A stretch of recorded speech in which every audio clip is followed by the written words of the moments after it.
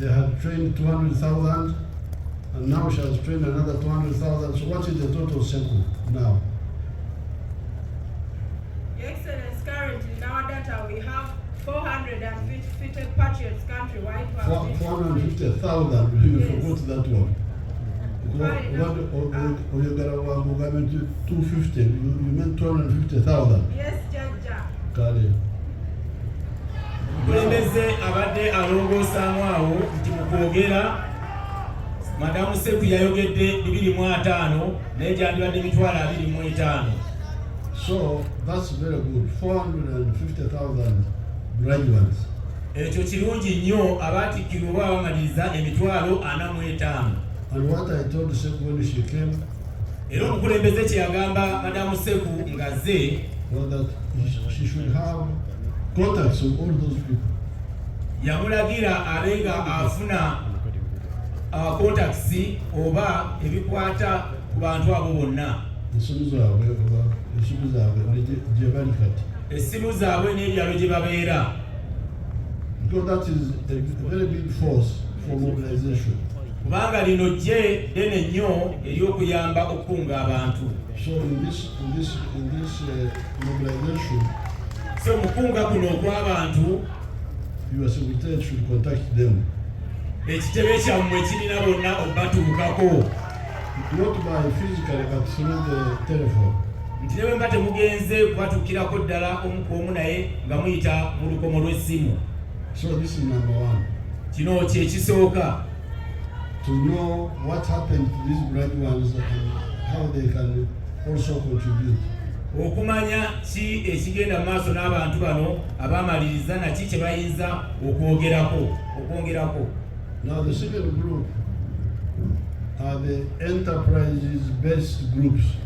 Ekibinja ekyokubiri kyekyo ekirimu obubondo obukola emirimu. Now, for instance, if you say market vendors, era nga bw'ogamba okugeza bw'ogamba nti abatunzi b'omu butale, that is now enterprise-based. Ako kati kabondo ak'omu butale. Akabondo ak'omulimu ogw'ekika kimu. Akabondo the enterprise-based. Akabondo ak'omulimu ng'abantu abo bonna bakola mu mulimu gwe gumu. Now then the third one, ekyokusatu seems to be the social groups. Eyo ebibiina ebikola ku mbeera z'abantu. If you say single mothers, bw'ogamba nga bamaama baffe abatalina basajja, bannakyeyombekedde.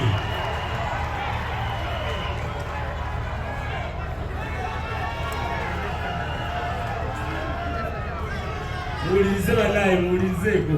That's in the social group. Ekyo kibiina kya mbeera z'abantu. Now then finally, nti kati ekisembayo the pressure groups mobilizers. Bamobilize baffe babakunzi baffe abateekawo embeera ey'okunga abantu. So therefore my advice is as follows. N'olwekyo omukulembeze amagezi ge gali wano wammanga. The patriots, the graduates, need contact from the Secretariat. Abo abamaliriza mwoyo gwa ggwanga beetaaga enkwatagana oba essimu zaabwe n'ekitongole kyaffe ekikulirwa Madamu Seku ekya mwoyo gwa ggwanga. And also Secretariat of the NRM should take interest. Ate era n'ekitebe kyaffe eky'ekibiina kya NRM nakyo kiteekeyo okwagala okuba nti kifuna amasimu ago, okuteekayo okumanya okufuna abantu abo amasimu gaabwe ne gye babeera. And link up with them. Era mukwata ekitebe kyaffe ky'NRM kikwatagane nabo and see how they can also help in the mobilization. Balabe nabo bayinza okuyambako mu kunga abantu baffe mu kano. So that one may not involve money or anything, just contact. Ekyo ojja kwesanga nga tekyetaagisizza ssente naye wabula bajja kuba bawuliziganya ku masimu mpola mpola olw'okuba nti buli omu alina essimu ya munne. The only cost will be the communication cost, the telephone. Akasente kokka akajja okubaamu keeko aka airtime k'okozesa ku ssimu n'okubira mmemba w'ekibiina ekyo. Now, the enterprise-based groups, kati ezo ebibiina ebyo ebyesigamye ku bubondo bw'emirimu, those are, they can do both mobilization. abo bayinza okukola bibiri, bayinza okukunga abantu baffe, but we can also, they are easy to support with some, if they form a circle, they are easy to support because they are known. ate olw'okuba nti ebibiina bino oba obubondo buno bumanyiddwa, bukijja kuba kyangu obayamba naddala nga mwegasse wamu mu nkola eya sako, olw'okuba mumanyiddwa omukulembeze ajja kwanguyira obayamba okuba nti mutwala emirimu gyammwe mu maaso. And you are identifiable. Era musobola okuba nti mulabibwa, mumanyiddwa. So the markets, ab'obutale, the borders like we did the other time, abantu baffe ababodaboda nga omukulembeze bwe yakola luli ekkololo. if this is a group which is not part of the other one, we shall find out why and then we shall see how to deal with you.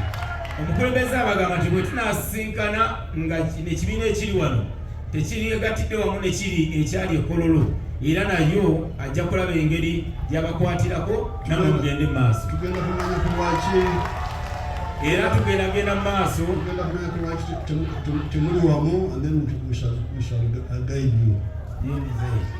Which is in the better Uganda. Omukulembeze abagambye ababodaboda bali wano nti agenda kwekenneenya alabe lwaki temwegattira wamu, ensonga zammwe bwamala ozitunulamu ajja bagayidinga alabe ekyokukola.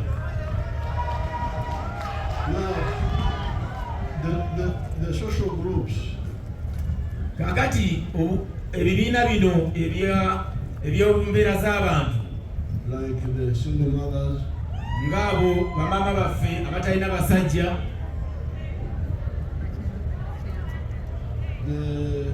they can also, but you see the best way of supporting our population, omukulembeze abagamba nti engeri ennungi esingayo ey'okuyamba abantu baffe is either geography based, nga eyinza okuba nga yeesigamye ku ngeri ku buli kitundu abantu abo gye bava. That's why we say PDM, parish, because a parish is a known geographical unit. Kyova olaba nti mu nkola yaffe eya PDM omukulembeze essira lyateekebwa ku muluka kubanga kye kitundu abantu mwe bava. Everybody comes from a parish. Buli muntu yenna ali wano n'ali ewalala ava mu muluka ogumu ogulina we gusangibwa, or a ward in the town, oba ekisenge oba akasenge mu kibuga.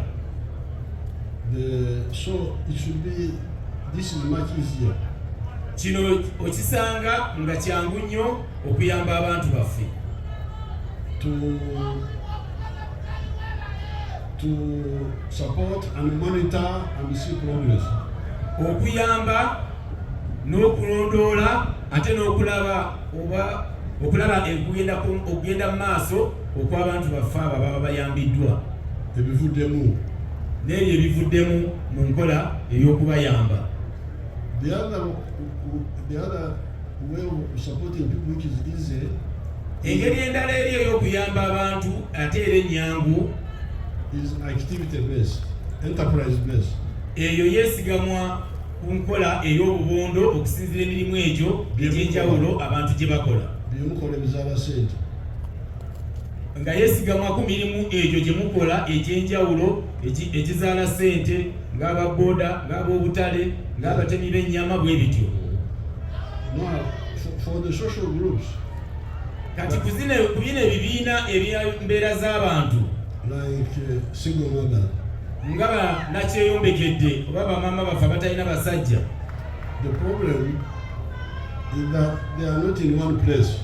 ekizibu mu ekyo nti nakiyombekedde baffe bano tebali mu kitundu kimu, they are all over the country. bali mu ggwanga lyonna wonna. So, if they have a leadership, naye bwe baba nga balina obukulembeze, they can meet my State House controller basisinkane mukama waffe Jeni Baleche State House Controller and discuss with them era ayogereko nabo how they could be supported, even though they are scattered all over the place. tulabe omukulembeze bw'ayinza obbayamba wadde nga musaasaanyidde mu bitundu by'eggwanga eby'enjawulo. So, of course, in modern times there are telephones, you can use telephones and so on. Era omukulembeze agamba nti mu nsi kati ekulaakulanye oyinza okukozesa essimu n'obatuukako. Or we can discuss with the controller, we shall see whether we can decentralize it up to, for instance, sub-zone, so single mothers in Teso, single mothers in Bugisu, like that. It needs to be discussed. Omukulembeze abagambye nti mugenda kukwatagana ne self controller alabe engeri ennungi gye tuyinza okuba gyayinza okubatuukako obanga asinziira ku zones ezikola Uganda nga Teso, Bugisu, Kalamoja, n'ekyetaaga okutuula ewamu n'obukulembeze bwammwe tulabe engeri omukulembeze gyagenda okuba nga ayamba bannakiyombekedde. Because sometimes you do it for veterans. Kubanga olumu abo abali mu busirikale ne bawummula bakibakoledde By zones. nga basinziira ku zooni ezo ez'enjawulo ezikola Uganda. I think we did it also for the widows. Era omukulembeze yakikolerako bannamwandu. So let's study whether that can be used. Omukulembeze alagidde nti katulabe oba enkola eyo esobola okuba nti ekozesebwa ne ku kyammwe bamaama abatalina basajja.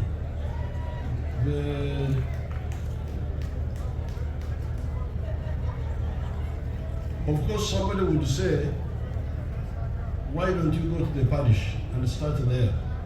Omukulembeze agamba nti omuntu omu ayinza okugamba lwaki togenda mu muluka n'otandikira awo.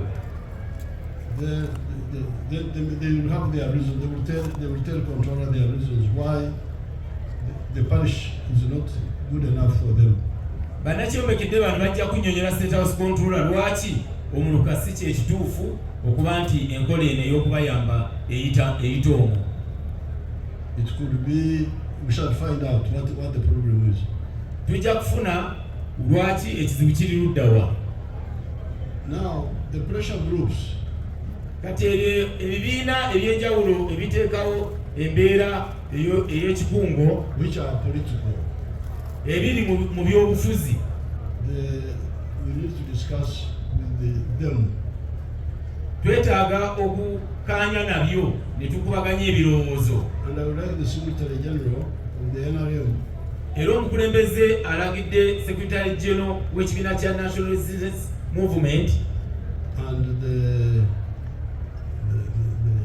maybe the State House Controller also. Era ayongeddeko State House Controller to discuss with them. Akubaganye nabo ebirowoozo bakkaanye.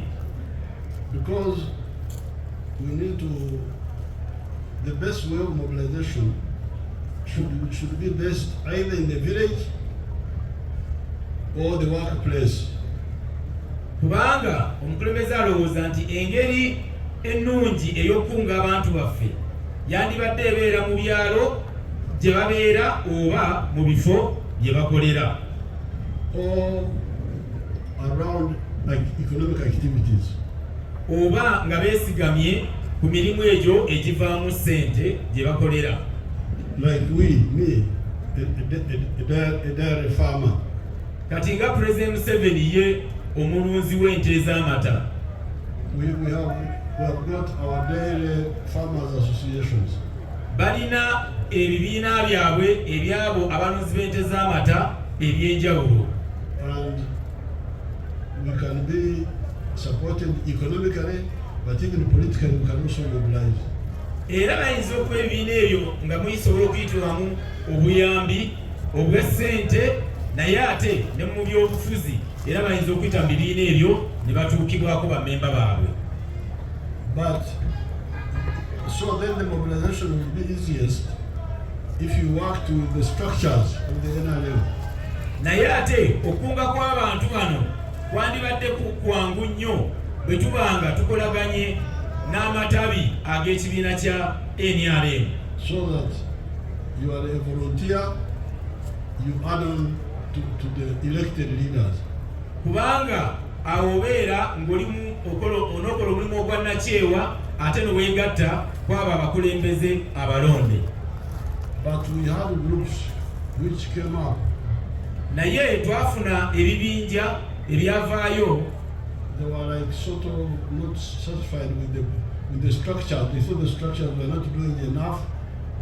Nga ebibinja bino tebyali bimativu nga birowooza nti structure oba amatabi ga NRM gaali tegakola kimala. And they said they started in some places called Nyekundire. Ne batandika mu bifo ebimu obubiina bwabwe obwa Nyekundire. And then they worked, but we needed to study. Ebibinja bino byakola naye twetaaga obyekenneenya okulaba enkola yaabyo. One by one. Kimu ku kimu. So that, because we also don't want to encourage people who just come and say, I'm